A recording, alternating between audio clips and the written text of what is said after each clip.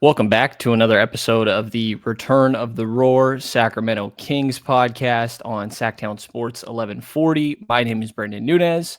Got Chris Watkins here, fresh after the Sacramento Kings beat the Minnesota Timberwolves 115 to 104 to end their 4-game losing streak. How you feeling, Chris? Pretty good, pretty good. It's about time. It's about time we see the beam outside, bright and lit, and as we're heading into this little holiday weekend, it's a good reminder that we can be happy and joyous and have nice things. Because for a second there, it didn't feel like that was possible for any Kings fan. So, feeling good. I don't know about you.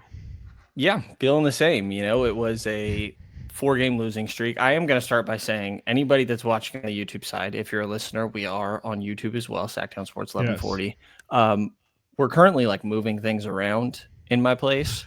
So hence the bare furniture behind me that not long after this will probably get moved to another room. So forgive me for my confusing background. But Kings, 4 losses in a row coming into this. And they were sitting at 8-10. They were 11th in the Western Conference. Ironically, the team that they went and played in Minnesota tonight was 8-9 and sitting there at 10th in the Western Conference. They had lost 4 in a row already, 3 in a row coming into tonight. That ended up being 4 that it extended to with their loss against the Kings. But the Kings definitely needed it with things not going their way. Trey Lyles ended up going down for a little while in that last game that they played against Oklahoma City, where the Kings kind of ended up getting killed towards the end of that game. Trey Lyles goes down for what's going to be 3 to 4 weeks. You have DeMar DeRozan out for 1 game. And then the Kings go and sign Jae Crowder off the free agent market. They had 1 roster spot remaining, so no need to waive anybody in order to make that signing work. And 3.5 hours after the signing becomes official, he is starting for the Kings. And then say you go 2 hours later, with game time obviously passing, he's in the closing lineup of the game. It happened very quickly today. Chris got the news yesterday that this was probably going to be the case from Shams. And then this kind of all transpired, and he did all right in the game against Minnesota. 8 points, 4 rebounds. It played 27 minutes, which I think is a decent amount of run considering the circumstances just mentioned. But what'd you think of the addition and sort of his first showing? Yeah, and a very important plus 16 for all those out there who are into the plus minuses per game. So there you go.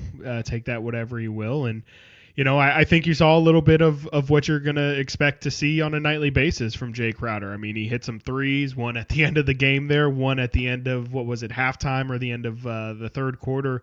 Or actually, it might have even been the first where he hit the 3 at the buzzer. That's what he does. I think I heard Deuce Mason say a stat that his past 6 seasons in the NBA, or 7 seasons, he's taken 60% of his shots from beyond the arc. And that's something we talked about on last week's podcast is, Doug McDermott, Trey Lyles, a lot of those guys having that really heavy 3-point leaning balance between 3s and 2s, and Jae Crowder is exactly one of those guys. And you also saw the other side of what Jae Crowder is going to bring, and that's a little bit of dogness, a little bit of tenacity. You saw him kind of jawing back and forth with Julius Randle there for a good portion of the game. I think that's really something he's going to bring on a nightly basis, is a little bit of edge, a little bit of fire, and that's not really something this team has had. I don't know if it's really going to lead to anything productive. I don't know if Jae Crowder's I think the big question is, how much does he have left in the tank? I think you saw a couple times defensively him getting blown by and kind of left with his hands at his side. But I think some nights are going to be really good with Jae Crowder, and I think some nights you're going to see a lot of the age. But you definitely pointed to it. I think the Kings at this point in the season, with where they're at with their injuries, I think it was a bit of a desperation move and a bit of a move of urgency that they had to bring in Jae Crowder. And you see, like you said, him starting about 30 minutes after it's officially announced that he's signed to the team definitely kind of tells you where I think the entire organization feels like they're at this moment in time. Yeah, a 12-year NBA veteran, 34 years old. You know what you're getting, and I think you outlined it pretty well there. He takes a lot of his shots from 3. He's not exactly a great 3-point shooter, though. Last year in Milwaukee, he did play 50 games, knocked down 20, started 25 of them, played a little over 1,100 minutes, so played an all right amount. Just under 35% from 3 on 3.3 a game. You take that. Year prior in Milwaukee, only played 18 games, 43% from three. But then there's a 34% year. I guess going back the last 5 years, he has shot the ball pretty well. But typically, you think of that like 32, 33 range is definitely a potential outcome for him. Mid to low 30s, right? Yeah, but he's going to be willing to take them, which you hear Mike Brown talk about guys passing up shots. I don't think you have to worry about that with Jae Crowder, for what it's worth. And yeah, like you said, the defensive edge that he brings, going back and forth with Julius Randle after he hits that last three when the game's really already over, turns around to some Minnesota fans and throws up the three fingers after he just knocked down a triple. See him start clapping at the end too. He did. He blew a kiss and everything. Yep. The clapping is going to be a staple, I'm sure, from Jae Crowder. Yeah. Incredible. There's like the wing forward depth has been an issue for this team. And before we really dive into tonight's game against Minnesota, or if you want to use it as an example in this conversation, we can't overlook the 4-game losing streak that they did just have coming into this, because I think some of the same issues did persist, even though they were able to come away with a win. But just, after the addition of Crowder, does it change anything in your mind about the forward depth of this team? I guess I'll start with mine. Like, this is a guy that was a free agent for a reason in my mind. I'm not saying that he can't help and fill a void at times. You don't have to lean on Doug McDermott the way that maybe you would have had to tonight, or continuing to just ride Isaac Jones. He had a good start, but then slowed down, and obviously a two-way rookie. But the forward depth still is a concern, right? This doesn't change any of that. No, I mean, it definitely doesn't change it wholesale, but I think it definitely helps when you're finally all healthy, if you're finally all healthy at any point this season.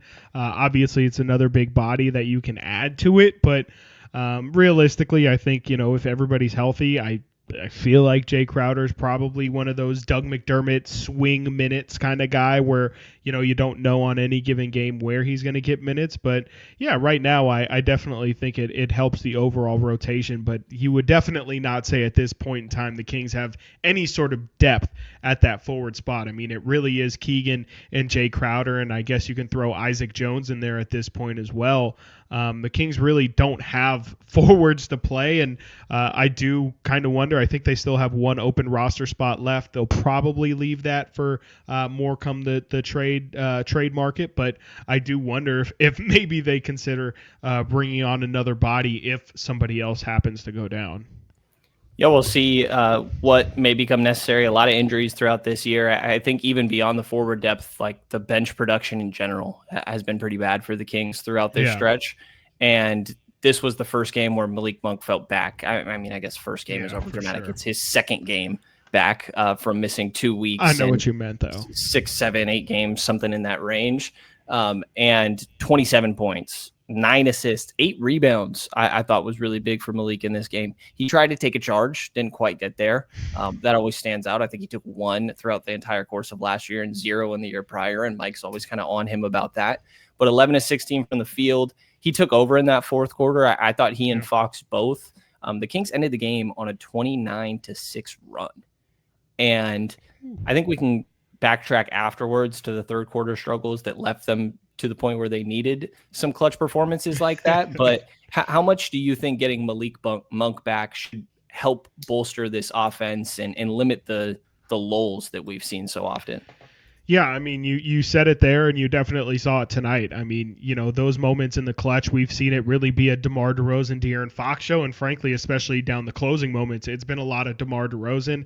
I think the more shot makers you can add to that lineup, the better it is, the more diverse it can be. I actually have some of the clutch plus minus numbers, which have been pretty disappointing throughout this season as well, but specifically through that 4-game losing streak, they just continued to lose in the clutch, and I do think that Malik Monk is a really big part of that. I think he's kind of the thing that sets the Kings over the top, and it can be a little bit back and forth with De'Aaron and DeMar in those moments, and I think if you throw Malik in there, it just kind of adds another element and kind of keeps the ball moving a little bit more and makes the Kings even less predictable in those clutch moments. And so, yeah, I think Malik is absolutely huge in the clutch. You see him tonight absolutely take over. His fourth quarter numbers look fake. 11 points, 5 assists, 4 4 rebounds, all just in the fourth quarter.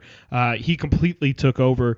And, it's really just a matter of if these guys can perform together kind of in the same time. I remember back in the day when the Kings were in different moments, it was always kind of a storyline that, Bogdanovich would play well, but you couldn't get Bogey and Buddy to kind of play well in the same game.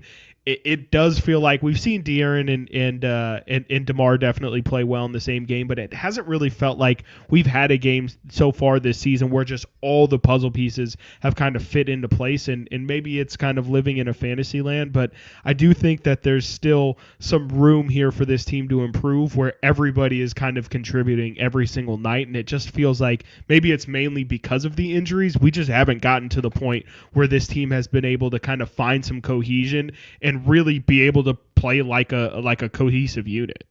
The injuries definitely play a part. Malik Monk being down for those 2 weeks. Trey Lyles now going down. He also missed training camp and preseason and then had a slow start to the season. I'm sure there's a couple others I'm missing. Kevin Huerter missed a few games for illness, and a few others mixed in there as well. But, they played this one without DeRozan, and I thought that previously the offense looked different, very different than it did last year. And I think that's to be expected when you add a guy that takes, I found this number earlier, 38.9% of his 22.6 points are mid-ranges. And the next highest is Bobby Portis at 23.5%. Again, DeMar's number is 38.9. And he's way higher volume than these other guys like Bobby Portis. Obviously, Devin Vassell was sort of in there, but he hasn't played that many games dealing with injuries throughout the course of this year. So, part of it is you're adding DeMar, that it's going to look a little bit differently. But I almost felt like their offensive flow was back a little bit tonight. The player and ball movement. Now, obviously, there's that third quarter that we'll get to. But it felt like for the most part, when things were clicking, it was like, oh, this looks familiar. And I don't feel like we've seen that very often. To your point of the, De'Aaron and DeMar maybe not going on the same night, it feels like even the nights that they do, it's sort of your turn, my turn. And with Malik, De'Aaron, Domas, the way that they close this game, all of those guys having at least 26 points, it felt all within the flow in this one. Yeah, absolutely. And I think flow has been the big thing that this team has just been lacking all year long. It's really strange. I don't know if it's just the lack of three-point shooting that has really also doomed this team in terms of it kind of looking cohesive and letting the assist flow. But I'm looking at it now, 28 assists for the Kings tonight. That's only the third time this season. The fourth time this season that they've reached a number like that. They reached 28 against Atlanta earlier this year, 28 against the Lakers in the second game of the season, and then they reached 38 assists in a win against Phoenix. So only the fourth time this year they've successfully had that many assists.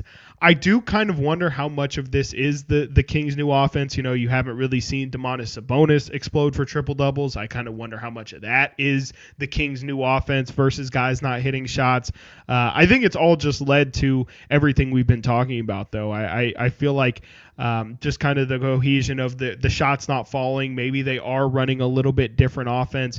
It just has led to this team being at the point where they're at, where they're one game under 500. And it feels like on any given night, we're kind of back to this team being super Jekyll and Hyde. And you famously used to say the Kings offense was good enough to win any game, but their defense was bad enough to lose any game for them. And it feels like we just don't know which version of a Kings team you're going to get on any night. The only consistent thing has been that they're not hitting from beyond the arc.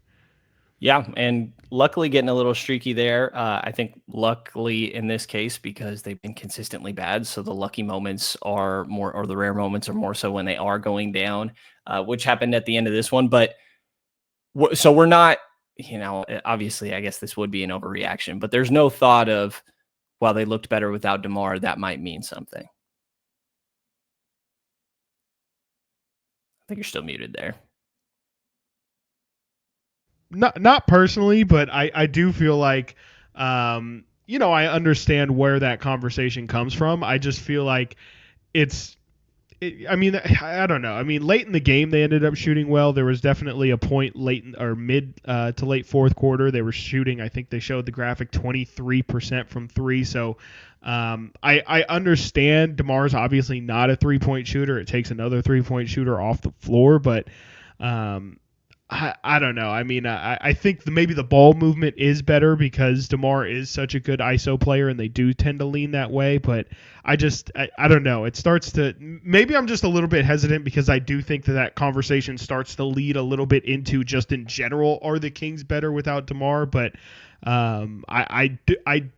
yeah, I don't know. I just kind of I'm a little hesitant to go there.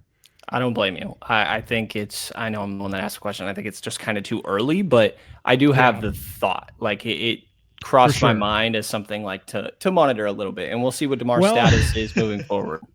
Can I tell you a funny thought that I had earlier today? Yeah. And it came because I think I was listening to the pregame show on the radio, and I misheard a conversation or jumped in midway through a conversation they were having. But, I don't even mean to bring up the conversation, but the legend of winning famously said that they should bring DeMar DeRozan off the bench and lean into the Keegan Murray, Trey Lyles movement.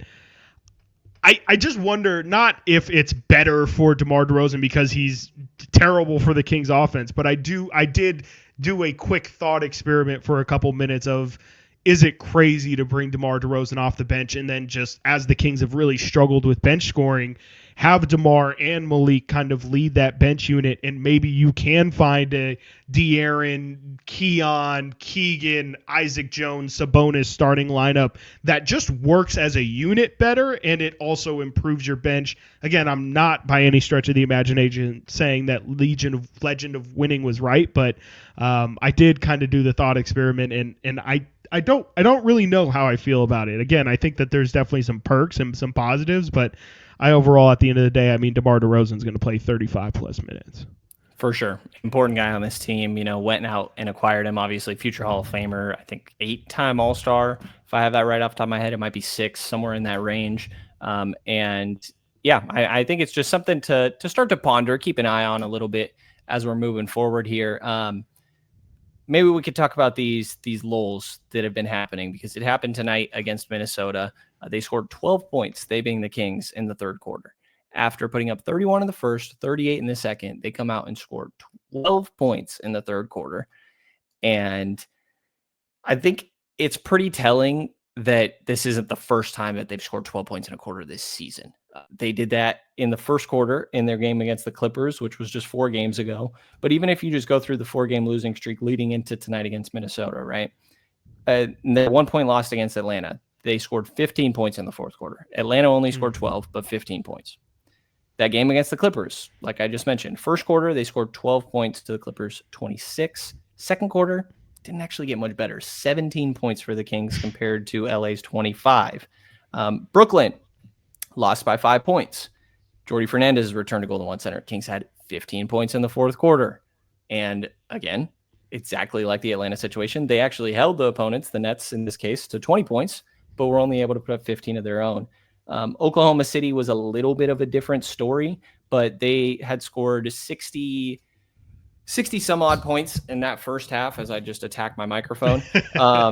60 odd points in the first half on 17 assists. And then they had 7 assists the rest of the game, scored 22 points, outscored 34-22 in the third quarter, and then 33-25 in that fourth quarter.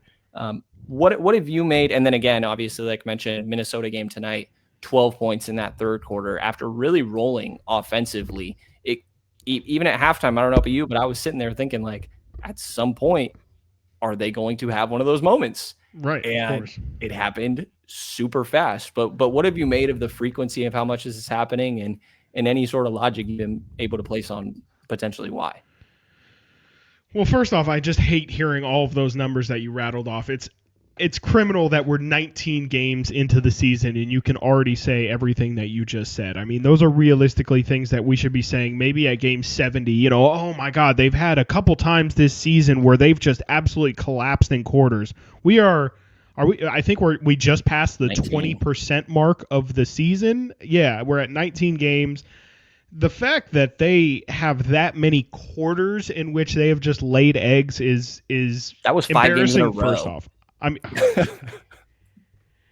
So you didn't need to say, you didn't need to put it like that. I mean, that makes it even worse. I mean, it's terrible. I mean, that is just a terrible stat.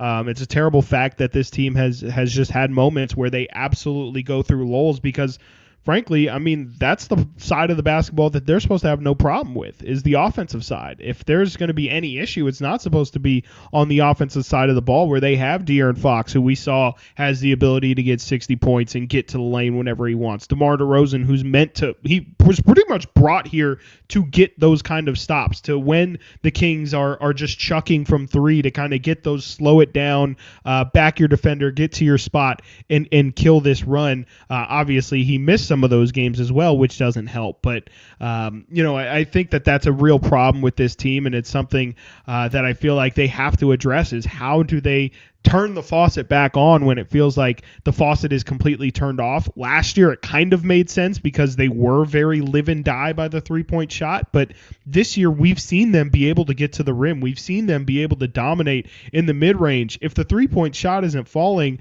it doesn't make any sense to me that they just completely go cold from the field. And also the fast break points too. I know it's really hard to score fast break points when you're taking the ball from underneath the hoop every time because you're allowing points, but I don't know. I mean, I feel like we've seen this team, take the ball from underneath the rim and still be able to push it. The fact that this team is 28th on the season in fast break points, 30th, I looked it up, these last 4 games during their 4-game losing streak, they were 30th in the NBA at 8.5 fast break points a game. That's just not good enough. And again, 12th for the entire season. I'm sorry, 28th for the season at 12.3 fast break points a game. I just don't get how the offense goes through moments where they can't score because, again, if anything, the offense is supposed to be the thing that works no matter what. I agree. I mean, they're right in the middle of the pack when it comes to steals, so it's not like they're just not forcing turnovers either. Right. It's definitely one of their staples. I think the pace has been slow for sure, and you got to be able to capitalize in those full court, open court situations where that's where your offense becomes the most simplified and easy in the modern NBA. Half court, I get it's going to slow down, like we talked about, the reality of just having DeMar DeRozan on this team a little bit more. But I think that you could get those numbers back up, and I think that's a good point. That's how you could find more consistency. Also, we're somewhat getting closer. I guess they're still at 80.2%, not including this Minnesota game from the free throw line, but starting to creep back in a little bit with, that was a lot of missed free throws. Yeah. That was number one by a solid, percentage point. I don't know, maybe 2 weeks ago. And now, they're pretty much already down to, probably near inching towards 10. Yeah, getting closer for sure. But I think those fast break points, getting to the free throw line, should be how they can find some consistency on the offensive end. I also think, you do have just bucket getters in De'Aaron Fox, DeMar DeRozan, and Malik Monk. I think that one of the issues we saw specifically in that OKC game where all the turnovers, 17 the first half, 7 in the second, was the guys not hitting threes, specifically usually Kevin Huerter and Keegan Murray throughout the course of this year. When those guys aren't knocking it down, it almost seems like teammates start to lose a little bit of confidence in making that pass and instead will force up a tough look. And then, like I mentioned, they're tough shot makers, but what would you rather live with, I think, when it comes down to it? And I thought today was a good example. Omer on Twitter pointed this out. Kings were 6 of 29 from 3 when they were down 12 tonight, 22%. And then they hit 6 of their last 8 to end the game, and they won by 12, which is those 6 made threes. And wow. To his point, he says that's why you keep shooting. I do think that you have to keep shooting. Specifically as Kevin Huerter and Keegan Murray, guys that are elite 3-point shooters. I think Keegan is a little bit more excusable with all the other things he's doing. But even then, you do need more from him. But Kevin specifically, keep shooting, and teammates need to keep trusting him and let that keep rolling. Before this game took place, Chris, it seemed like everything was on fire. And the Kings community was still not freaking out. No, I'm not. And that's where I'm leading with this. Because I think it was understandable, the concern. I don't know if I was at the point of panic or anything. I did have some worries about who internally in the franchise may be panicking and what that could eventually lead to. But I don't think I was quite at that point. I mean, I took the standpoint of we're 18 games in, things can change very, very quickly.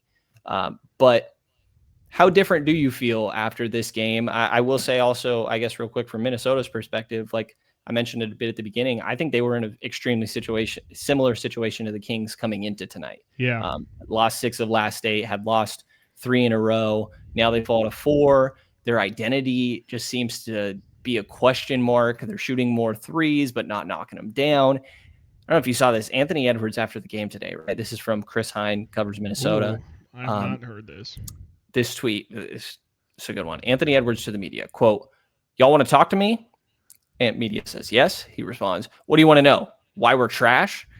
And then tweet says, proceeded to say the Wolves, including himself, look like a bunch of front runners right now. Next tweet, Ant had a lot to say this evening.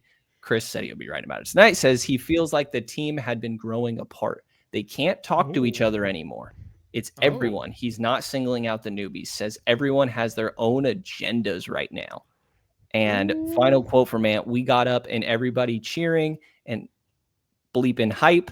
We get down again and don't nobody say nothing." That's the definition of a front runner. We as a team, including myself, we was all front runners tonight. It was some BS for sure. Wow. I think it's great from Ant, but I'm kind of also thinking like, I don't know if we were very far from the Kings potentially being that team, because sure, the Kings went out and won that game, but Minnesota blew it also. From their standpoint, that 29-6 run you give up in the last 7 minutes of a game, or they had like 4 turnovers where you're like, who were you passing to? But the Kings were not far from, I think, being in this sort of situation. I don't know if they were going to have a vocal guy to come out and necessarily be the one to put that all on record. Not like that. But not to that extent. That's very fair. But you know, how different do you feel after this one win, snapping the streak? Do you feel like it could be the start of positive momentum, or is it still sort of in flux? Yeah, I mean, there's a lot to digest there. First off, I'll start with the Anthony Edwards comments. That's just really interesting, because first and foremost, my mind goes to if he would have said those comments and Karl Anthony Towns was still on the team, I think everyone immediately attributes, oh, he's talking about Cat. And so my mind is, where is he attributing that to? I wonder if it is Rudy Gobert. I just wouldn't pick Mike Conley to be the kind of guy that he's talking about. Right. And so I just think that's a really, really interesting comment to say that the team is really separated. It just, I just wouldn't have gotten that vibe from them. And again, I feel like Cat would have kind of been the scapegoat in that situation. Secondly, to address what you initially were pointing out there, definitely feel like the Kings, not to use it as a cop-out, and, you know, as I was kind of thinking of, the different ways that this game could have gone, like, which route am I going to take in terms of, how do I really feel? And, man, I hate to say it, because I feel like some people get really upset by it, but you see what Minnesota's going through, and to me, it makes me feel a million times better about the situation the Kings are in right now. I mean, it just makes it feel more regular. It makes it feel like you're not alone in this suffering that can be not only the Western Conference, but the NBA, is that you have this team that has all the talent in the world. You have this team that a couple years ago, or in Minnesota's case, last year, had incredible success.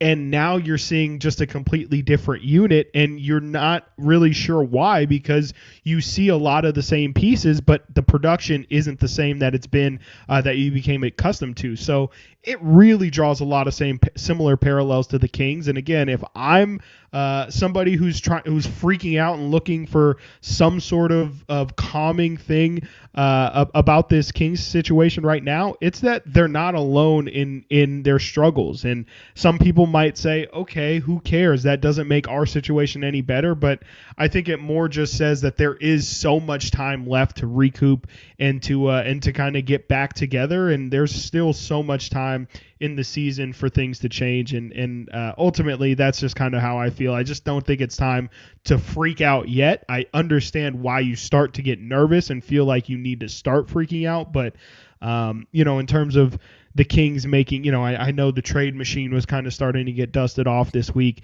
Just feels a little bit too early for that. And I think you still have to have some time for this Kings team, which they might just never get. But you kind of need some time for this team to play together healthy and see what they can do. Because before they kind of got hit with all this stretch of injuries with Sabonis, Monk, and DeRozan, they were a couple games over 500 and really feeling like they were starting to come together, and then everything falls apart. So we might not get the luxury of it, but to me it feels like just let this team get 5 to 10 games healthy in a row, and I really feel like you're going to start to see them come together.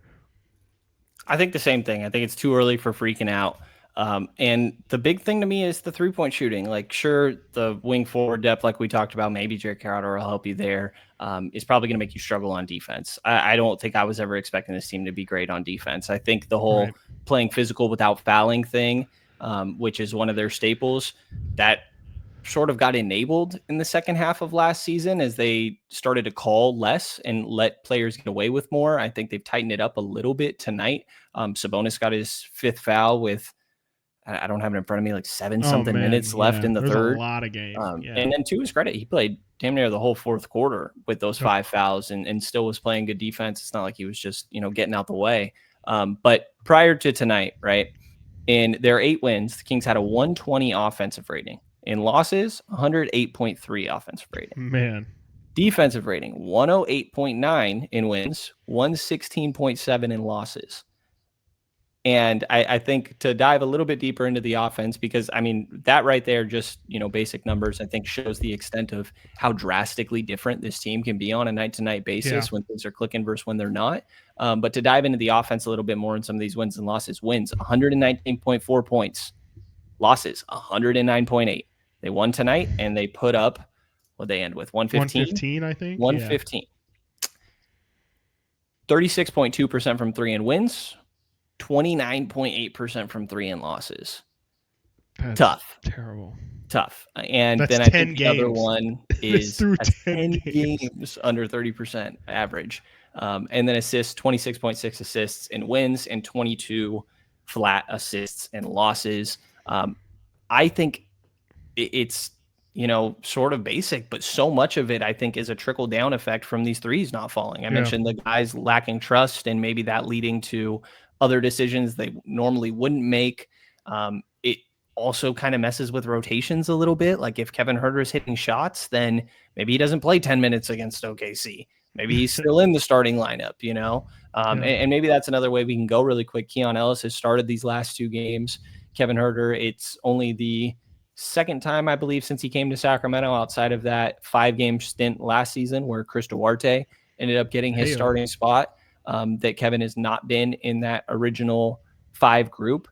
And I think Keon's done well. I think against OKC specifically, it made a lot of sense to me because they're a team that plays a lot of ISO ball and hunting mismatches with SGA, Jalen Williams. And to be blunt, Kevin Huerter is probably like the definition of that up to this point. So Keon filled in a little bit better, and he's one of the few guys that's been shooting pretty well from 3 throughout the course of this year. He's 44.6% actually. That's the highest on the team, with Domas being a little bit behind him at 40% as well. But what have you thought of the switch from Keon to Kevin? Yeah, it's Keon just makes it really tough to take him off the floor. It's borderline impossible at this point. Kevin Huerter is out on the floor over Keon in theory because he's a better shooter. And you just said it right there. Keon Ellis has been the best shooter at pretty decent volume. Now, I guess you could say Kevin Huerter, you're more comfortable taking a high volume. And if Kevin is hot on a Mike just cut out right there, actually. Might have happened when you moved it a little bit.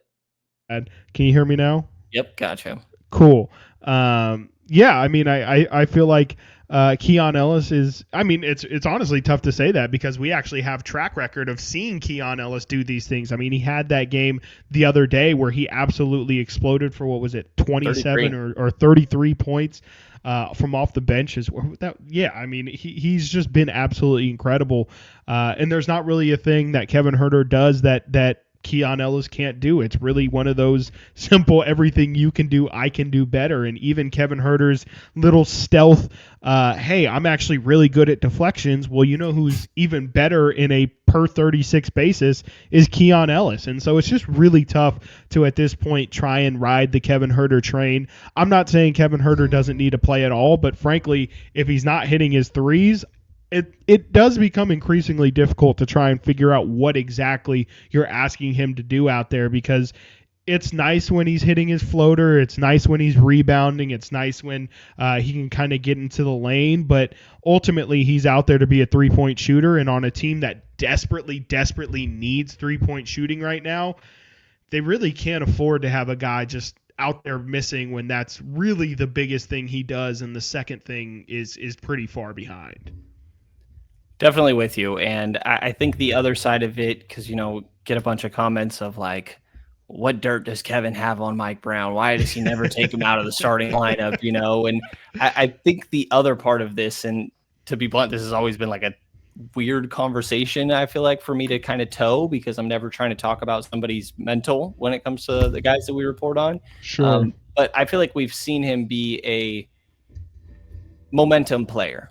Very riding the highs and the lows, and both can last for an extended period of time when it comes to his on the court play.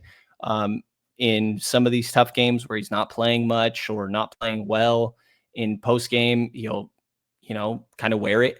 And I don't necessarily have an issue with that in any sort of way, but I think that part of the coach's job is to understand the personalities of all these guys and how to best optimize them. And while maybe the Kings don't need Kevin Huerter in the starting lineup, they need him in the rotation. Right. And I think there's certain guys that if you change their role, they could just spiral and, lose confidence in themselves. And I'm not saying that as an excuse as, Kevin Huerter has to start for that reason, but I think it's just something that factors in that can get overshadowed a little bit, because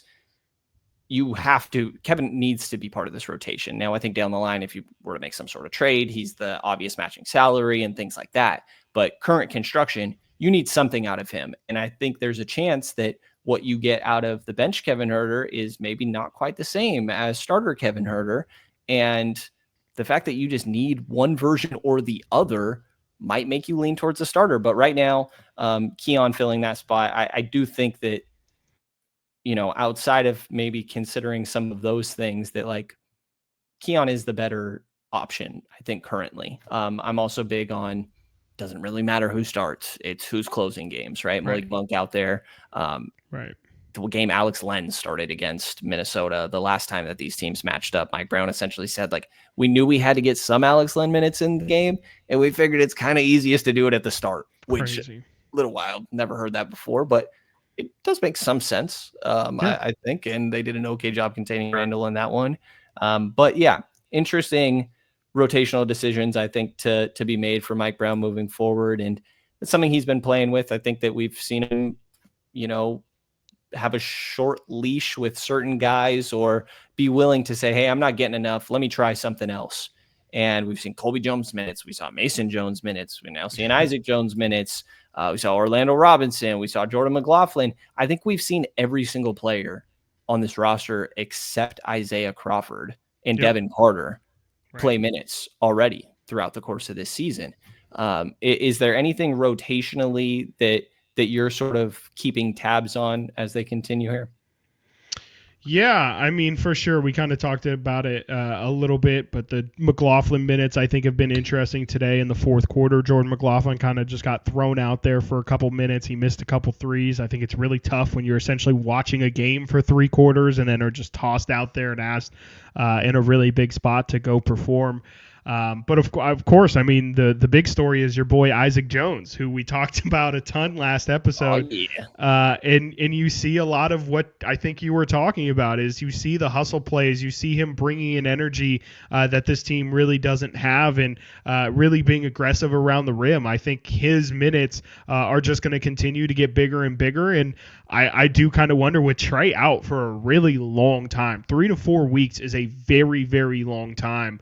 I kind of wonder what it's going to look like when Trey comes back. Will Isaac Jones have kind of stolen his spot? Is that fair to say that he's got a real opportunity here to carve out a legitimate role with this team and make it tough for Trey, who I love Trey Lyles, but he has really underperformed this past year and change so far what's happened this season. He hasn't been the Trey Lyles that he was in that first Beam Team season, and I think that's the Trey Lyles that they really need. And frankly, I do think that Isaac Jones's minutes and his role within the team is just kind of something to watch. And I'm interested to see how much he can expand his game. Again, right now you kind of see him as more of a bruiser, someone who's around the rim, not super vertical. His 3-point shot definitely is a work in progress, let's say. I'm kind of curious where else he can find impact, because I think if you can find something else that he can bring this team, whether it be maybe drawing charges or maybe some rim protection or something like that, or something in his offensive bag that maybe we haven't fully seen yet. If he can bring another layer to this, I definitely think that does nothing but help to solidify his minutes moving forward. That's probably the biggest thing that I think is kind of a loose end, I guess you could say, right now. Just a hustle guy. I mean, you mentioned like Trey being down 3 to 4 weeks, and that's just a reevaluation timeline. It's a calf injury. Right. I believe he had a Right. calf injury at the beginning of last year too. It took him a sec to come back from the groin injury this year. I mean, you saw Yeah. how slow he started. Obviously, missing training camp preseason put him at a tough spot at the beginning of the regular season. But it takes time even after you do return. And Trey Lyles is an expiring contract. I think even if it's not Sure. this year that Isaac totally takes over, and don't get me wrong, it's not like I think that Isaac Jones and Keegan Murray should be their only forward options next year also. Yeah. But I think we are setting up for eventually more Isaac opportunity, and just it's encouraging for what it could mean down the line. In his first, I think he played 8-9 minutes in that first stint tonight. He had all 8 of his points during that time, 4 rebounds, some offensive rebounds. He had 2 really nice touch finishes over Rudy Gobert, where this is the 4-time defensive player of the year, and you're going into his chest as a rookie and finding a way to finish. Caught a couple lobs. I think he hustles for offensive rebounds really hard. His closeouts just look better than some of these other guys too. Maybe it's just the athleticism, length, and sort of sometimes out of controlness that really makes it look like he's trying out there, but he is. And so I think it's somebody to keep tabs on, kind of like we said before, and maybe we're getting beyond that. 21 minutes tonight, and we'll see what that looks like with Trey out moving forward. I think the spirit of Robert Woodard, Daquan Jeffries, That's right. Neemias Queta, like PS all is these falling two-way right now. guys live in Isaac Jones. Yep. And he's putting on the Jemias Ramsey cutout is somewhere in the Sactown studios right now. Just Smiling. waiting to be replaced by Isaac Jones. So it's where we're currently at. The Kings, after this game against Minnesota, are headed to Portland to take on the Trailblazers, and then also have a game, come back home and play 2 Texas teams, San Antonio and Houston. Houston, for what it's worth, by the way, 14-6 and a half a game out of the 1 seed in the Western Conference. Pretty wild stuff there. But Portland, San Antonio, and then even after, like I said, Portland, San Antonio, Houston, then you got Memphis, San Antonio, Utah, Lakers, Pacers, Pistons, Lakers. It's not a bad run going on. And I think that the way that, things are going bad, these 4-game losing streak, losing 7 of 10, trying to tell people like things can change quick. You also thought that the Utah, Atlanta, Clippers, Brooklyn run was probably weak. Yeah. And, that was a whole losing streak for what it's worth, with some real bad stretches that we laid out earlier. But this does feel like an opportunity to try and right the ship a little bit. And it's not like you're just totally on the outside looking in. You're 5 games behind first place, which is far, but you're not. I don't know that first is the most realistic thing ever anyways. You're 2 games behind 7th. You are 3 games behind 4th place. Like, the Western Conference is, as it probably will be all year long and has been for the past few, going to be an extremely tight race. So I still feel okay that this team can start to get some positive momentum going, because I do think that there also is just a funkiness that probably exists when these sort of ruts are going on mentally for a team. And I think it can kind of be freeing to have an opportunity like tonight. Maybe Jae Crowder does spark some sort of energy into this team. And I'm ready to completely overrate how much that is done. I'm already calling it the Jae Crowder era. We are here. It has arrived. But when you look at this upcoming stretch and how they were able to pull one out tonight, do you feel all right about potentially going on a little bit of a streak here, whatever that may look like? Yeah, I mean, I guess so. Like you said before, though, I mean, I think everybody would have said that the Atlanta, LA, Brooklyn stretch was definitely, and Utah was definitely a very winnable stretch as well. Probably more winnable than this. So it's kind of tough with where the Kings have put us to be confident about it. But I mean, absolutely. Like if the Kings want to be a team that they talk about being or talked about being in the preseason, you have to be able to bounce back, and it shouldn't matter what your past looks like. You have to look forward, and this is a big opportunity. You got to win that you probably, if you're looking on paper, I think a lot of people probably felt bad about heading into tonight's game. You have the Blazers, you have the Spurs, who put some respect on Western Conference Player of the Week, Harrison Barnes' name, please. But that's a game that you frankly should win. Houston's going to be a really interesting one. Like you said, they've gotten off to a hot start, but we also saw last year the Kings played them twice early in the year, and that was the only time, or we saw them later in the year as well. Houston handled the Kings. It felt like every single time they saw them. That's going to be a tough matchup, but if you can win that one, I think that goes a long way in kind of making you feel confident again. And then, yeah, it's just a bit of an easier stretch. I think those Laker games on Christmas week, we have 3 Laker games in the span of a week. They play the December 19th, December 21st, and then on the road December 28th. I just think this is a really good stretch for the Kings to be able to kind of find themselves, and with it being in the middle of the middle of before the middle of the season, if that makes sense. This is kind of like a really big spreading opportunity here. Like how the Kings perform in their next set of 10 games here ultimately can decide how they're going to have to play down the stretch of the season. And it's been talked about plenty, but the Kings have already had a pretty easy start to their season in terms of record, and it only gets harder from here. The more wins, newsflash, the more wins that they can stack up here, it's going to only be better for them in the long run. So if it's not going to happen now, I definitely could understand why people might start to feel like, well, I don't know if they're ever really going to find consistency throughout this year, because if you do in Game 60, it might be too late with how the Western Conference is stacked up. You might have already put yourself too far behind the 8 ball, and I think we know how this team would feel about another play-in situation. Yeah, not great. That's just a toss-up when it comes down to it in play-in games. And, 4-game losing streaks are going to happen in a season. I think that, for what it's worth, that season that the original Beam team, I want to say they never lost more than 3 in a row and only did that once or twice throughout the course of that year. But 4-game losing streaks I think are acceptable. They just have to also come with occasional 4 or 5-game winning streaks mixed throughout the season. And right now we've seen them get up to 3. They have one other 2-game winning streak outside of that, been kind of back and forth. Even drastic differences of how well they shot in that Phoenix game, and then you lose where De'Aaron Fox scores 60 against Minnesota, and barely beat Utah, then lose 4 in a row. It's like, it's just so up and down. And I think that getting some confidence and some sense of consistency, which, as DeMar returns, I think specifically that happening with him on the roster is an important aspect of all of this. But I think you do have a bit of a chance here too. And maybe you can get just a little bit of positive momentum, because certainly if you kept spiraling downwards, I was very scared about what that could eventually lead to, rash decisions being made and various things like that. So nice to get back on track with tonight's 115-104 win over the Timberwolves. Anything else that you want to kind of point out, Chris, maybe tonight specific, or just kind of trends you've noticed up to this point in the year? Yeah, I mean, really, again, it is those facts. Might cut out one more time, actually. This is a there we go. This is an experimental episode.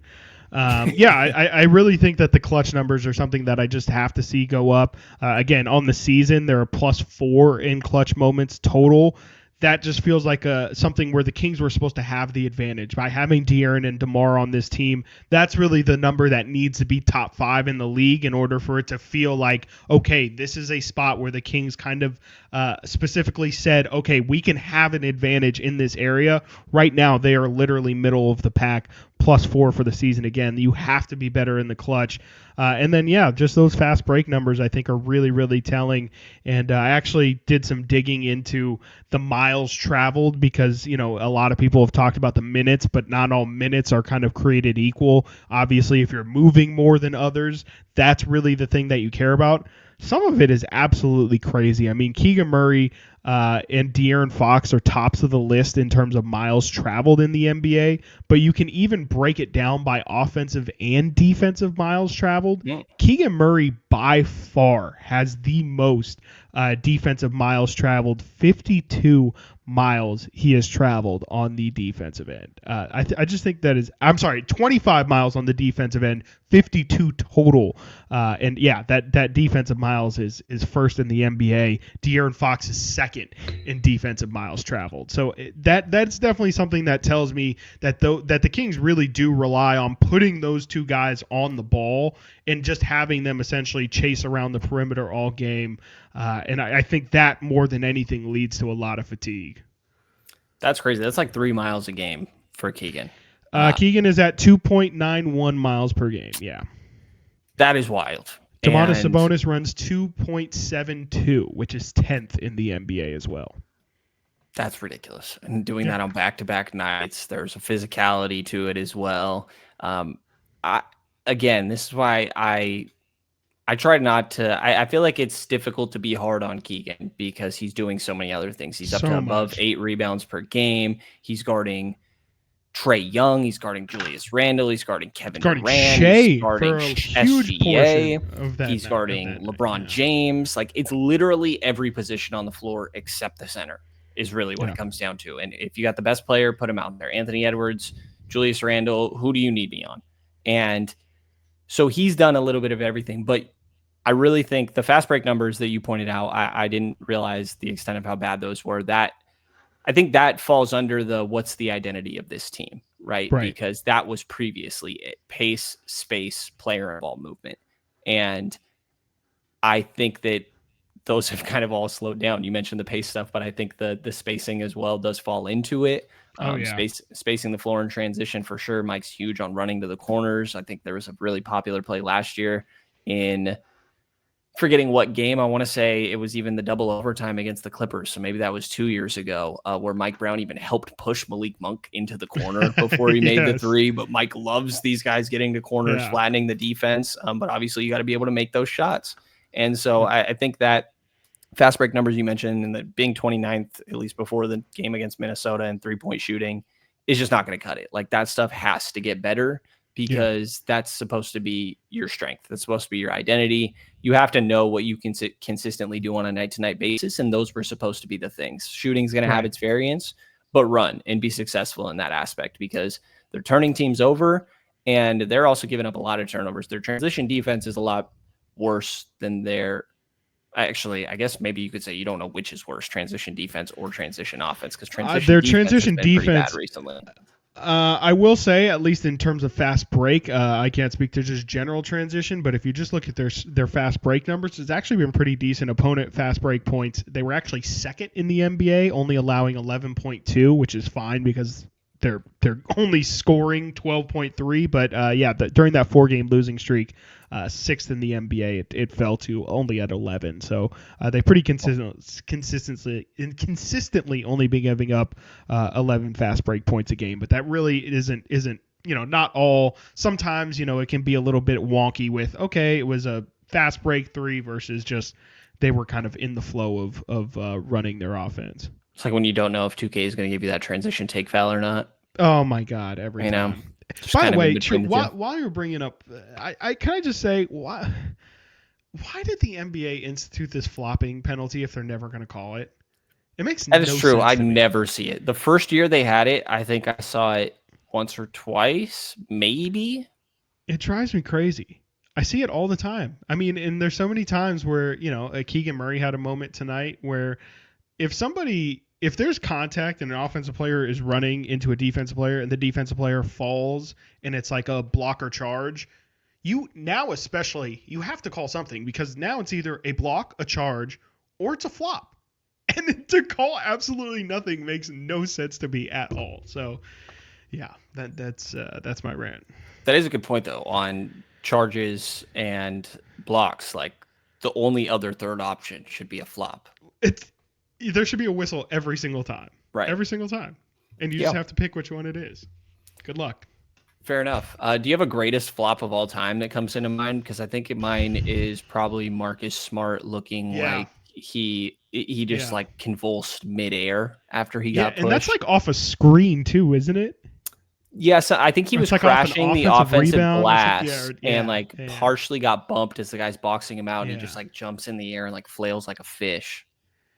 Yeah, that one definitely sticks out to me for sure. Yeah, nothing's really like especially sticking out. It's always bad when like guys act like, there's always the elbow situation where guys will kind of swing through and then guys will just kind of lean back and act like you got hit in the face, and then you watch the replay and like it'll just kind of matrix right in front of their face, but they still fall. Those are definitely the worst. Like those are the moments where it's like, all right, you're kind of making the sport look bad right now. For sure. And on the topic of fouling, I will say I think the Kings, I mean, we mentioned their fouling earlier. I think the other aspect is they get a little caught up in talking to officials, and they're far from the only Jae team Crowder that is not going to help with that. Let me tell you. Jae Crowder is not going to help with that, but like De'Aaron, super prone to doing it. Domas just gets beat up, man. Like I don't even quite blame Domas. Like I'd probably be mad too. And I think they can just get a little lost in it sometimes. And Mike Brown is not. Mike Brown can be guilty of the same thing, but you see it. I think in some of these lulls that they had, that was kind of part of it. Specifically tonight's against Minnesota, they just were absolutely getting to the line every single time. They being the T-Wolves, and the Kings were standing around complaining a lot. And then, funnily enough, it flopped at the end to where Minnesota wasn't running back on clutch defensive possessions. So I'm like, what is possibly happening right here? So. Good win for the Kings. You get back on track a little bit after that, losing 7 of 10, 4 in a row. Get this one against Minnesota, a team also in a desperate situation. And, maybe a little bit more of the focus can go on how their year is not going well compared to the Sacramento's, and they can get back on track a little bit here. But we'll see. It was an encouraging sort of get back into form game for Malik Monk, De'Aaron, and Domas still doing their thing, as the Kings came away with a big win, despite some of their previous flaws still showing up. But what matters is getting that final win, now sitting at 9-10, just one game under 500, and the 10th spot in the Western Conference. So still right there. It's a close one. Plenty to track, like we mentioned, easier-ish schedule coming up. Still a lot of Western Conference games, and there's no really nights off, I would say, outside of maybe 2-3 teams in the West throughout the course of this year. So long way to go. 19 games. Like you mentioned, I think we're just about the 20% mark or so, 25% mark or something like that. So still a lot that has to play out. But 1-0 in the Jae Crowder area, Chris. That is right. So some positive momentum going into this. That's right. And you will find plenty of coverage from us continued here at the Return of the Roar podcast. Like mentioned at the top, we are available on YouTube, also available on all audio platforms. Likes, subscriptions, ratings are always appreciated to help you stay up to date with any future episodes. Frank will be joining us fairly often too, but I think every once in a while it'll just be Chris and I here. That's right. Talking some Kings basketball. So appreciate everybody listening. Also be sure to check out all the live shows on Sactown Sports from 6 a.m. to 6 p.m. on the 1140 airwaves and the SactownSports.com website for all the content going on there. And that's going to do it. So appreciate everybody listening. You'll hear from us again next few days. Happy holidays.